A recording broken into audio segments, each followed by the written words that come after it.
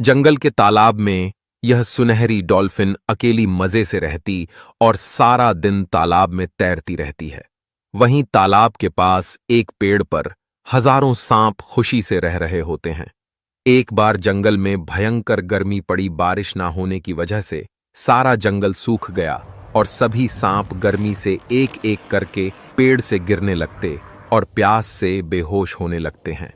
वह सुनहरी डॉल्फिन भी तालाब का पानी खत्म हो जाने की वजह से सूखे तालाब में तड़पती और जोर जोर से रो रही होती है। तभी पास की पहाड़ी से एक कंगारू वहां आकर सभी को बचाने की सोचता है और पानी की तलाश करने दूर निकल आता है। सूखे जंगलों में पानी ढूंढते हुए तभी उस कंगारू को पुराना बड़ा सा एक बारूद से भरा बम दिखाई देता है।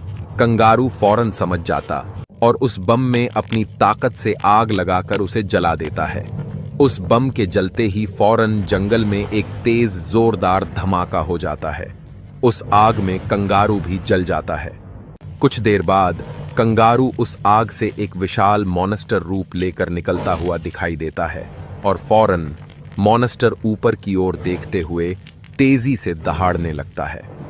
विशाल मॉन्स्टर की दहाड़ से जंगल में तेज हवाएं चलने लगती, आसमान में काले बादल छा जाते और जोरदार बिजलियां कड़कड़ाते हुए चमकने लगती हैं।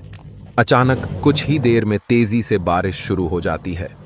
बारिश होते ही धीरे धीरे जमीन पर पड़े सभी सांप होश में आने लगते और सभी सांप मिलकर फौरन जमीन में एक बड़ा सा बिल बनाने लगते।